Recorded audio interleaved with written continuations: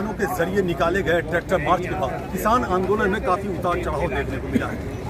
एक समय ऐसा लगने लगा था कि शायद यह आंदोलन समाप्त हो जाएगा, लेकिन राकेश टिकैत की भावुक अपील के बाद किसान आंदोलन में जान आ गई।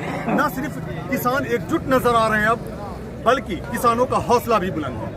हमारे साथ इस वक्त कई किसान मौजूद हैं बात करने के लिए, और दिलचस्प बात यह है कि पूर्व सैनिक भी हमारे साथ मौजूद हैं और वो अपनी पत्नी के साथ यहाँ आए हुए हैं किसानों के समर्थन में। उन्हीं से हम जानने की कोशिश करते हैं कि अब उनका हौसला कितना बुलंद है और अब उनकी मांग कितनी ज्यादा मजबूत बन करके उभरी है।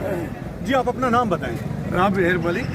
जी, आप आर्मी में थे? हाँ, मैं आर्मी में था। और ये देश की जो गंदगी जो फैलती आ रही है 73 साल से, राजनीति नहीं चल रही है, दुकानें चल रही हैं, तो इन दुकानों को देख कर हमें बहुत पीड़ा होती थी। क्योंकि देखिए, सैनिक सरहद पर देश की रक्षा करता है, और वो देश की जब रक्षा कर रहा है उसमें कुछ ऐसे लोगों की भी रक्षा होती है जो देश को लूट रहे होते हैं, यानी देश को खत्म करने पर तुले। तो हमें बहुत पीड़ा हुई है। हमने सोचा कि जब सरहदों को हम संभालते थे तो शायद अब पार्लियामेंट को भी हमें संभालना पड़ेगा। 26 जनवरी के बाद जिस तरह से तेजी से हालात बदले और फिर अब किसान आंदोलन में जान आ गई वापस दोबारा से, इसके बारे में क्या कहेंगे? मैं आपको 1 मिनट तो पहले ये बताऊंगा कि मैं प्रधानमंत्री महोदय का बहुत धन्यवाद करता हूँ। ये 3 काले कानून लाए। अगर ये काले कानून नहीं आते तो हम लोग इकट्ठे नहीं होते। तो मैं उनका रियली दिल से आभार व्यक्त करता हूँ कि वो काले कानून लाए हैं तो किसान इकट्ठे हो गए, वरना इस देश का किसान इकट्ठा नहीं होता था। 140 करोड़ लोग आज किसानों के साथ खड़े हैं और ये कह रहे हैं कि ये नकली किसान है। सबसे पहले इनको देखिए, पहले ये पंजाब में 2 महीने बैठे रहे, इनको दिखाई नहीं दिया क्योंकि फासला ज्यादा था, आवाज भी नहीं सुनी वहां से।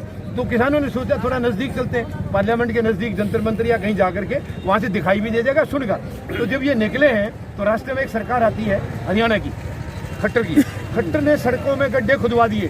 शर्म आनी चाहिए, किसानों के ऊपर बौछार कराई पानी की। क्यों? तुम्हारे दुश्मन थे क्या? ये उग्रवादी थे क्या उनके ऊपर? और वो जो गड्ढे खोदे हैं वो इनकी कब्र साबित होंगे। अभी मैं आपको विश्वास दिलाता हूँ, वही गड्ढे इनकी कब्र में तब्दील हो जाएंगे। वो गड्ढे साधारण गड्ढे नहीं थे, ये कब्र बढ़ेंगे इनकी। इसके बाद ये जैसे तैसे दिल्ली तक पहुंचे हैं। दिल्ली की सरहदों पर इनको रोक दिया गया। किसान सरहदों पर जानबूझ के नहीं बैठा है, मजबूरी में बैठा है, क्योंकि इनको आगे आने नहीं दिया। और वहां बैठे बैठे आज इनको 66 दिन हो चुके हैं, 66 डेज। आज सरकार को शर्म नहीं आती है? जरा सा किसी को खांसी जुकाम होता है इनके चहेतों को, ये तुरंत वहां पहुंच जाते हैं। प्रधानमंत्री महोदय खुद जाते हैं। ये 150 से ज्यादा किसान शहीद हो गए, दिखाई नहीं दे रहे उनको? डूब के मर जाना चाहिए। देखिए, मुझे कोई शर्म नहीं है इस बात में, जो देश को चला। और ये धांधली की सरकार है, ये चुनी हुई सरकार नहीं है। फैद ये धांधली की है, ईवीएम से बनी है। अगर ये जनता की चुनी होती तो इसकी औकात नहीं होती कि किसान को ऐसे तड़पाएगी। तो इन्होंने, अब देखिए, ये जितनी मीटिंग हुई है, क्या ये काबिल सरकार है? 11 मीटिंग हो चुकी है। 22 जनवरी को आखिरी मीटिंग थी और उस आखिरी दिन कृषि मंत्री ने एक शब्द कहा था।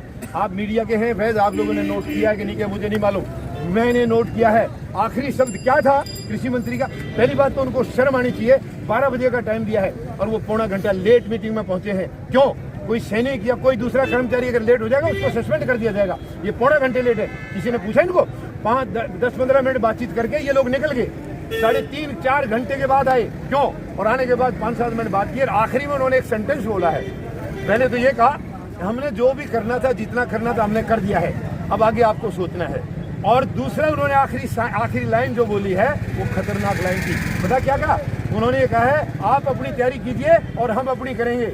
उस लाइन का मीनिंग था कि आप अपनी परेड की निकालने की तैयारी करिए, हम उसको तोड़ने की तैयारी करेंगे।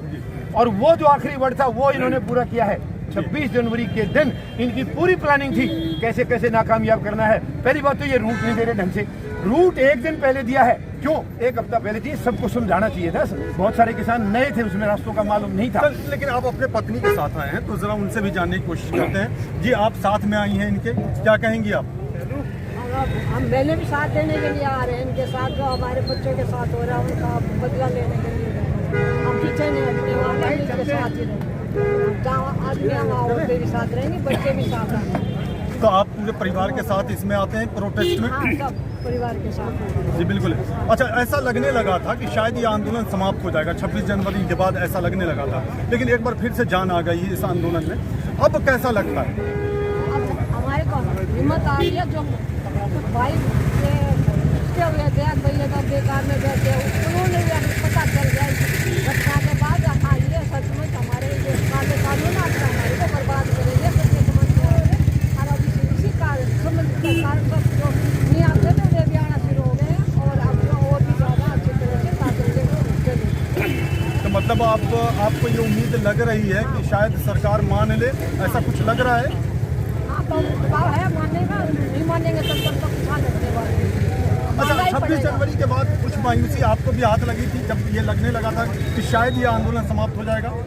हाँ थोड़ा सा इन्होंने जो ये करना है थी कुछ भाई हमारे चलने लगे थे तो लगा था कि शादी वो ये इनकी इच्छा है ये पूरी कर देंगे अपनी बोर्ड में, लेकिन फिर बाद में जैसे ये सेक्रेटरी साहब के अधिक हुए हैं तो किसानों को भी पता चला भाई हमारे लिए मरे हैं तो हमने भी अपने साथ चलना चाहिए। तो उन्होंने बोला ना मैं लौटूंगा नहीं मर जाऊँगा, तो सभी ने आया भाई हमारे लिए मरे हैं तो हमारे साथ देना चाहिए सरकार जीतेगा। तो आप सभी बॉर्डर पे जाती हैं, चाहे वो टिकरी बॉर्डर हो, सिंधु बॉर्डर हो, गाजीपुर बॉर्डर हो, सभी जगह जाती हैं आप? हाँ सब जगह देखते हैं क्या जा रहा है। अच्छा, और भी कुछ? अगर आपको हमारी वीडियोस अच्छी लगती हैं तो हमारे वीडियोस को लाइक करें, कमेंट करें, शेयर करें और हमारे चैनल को सब्सक्राइब करें। Thank you.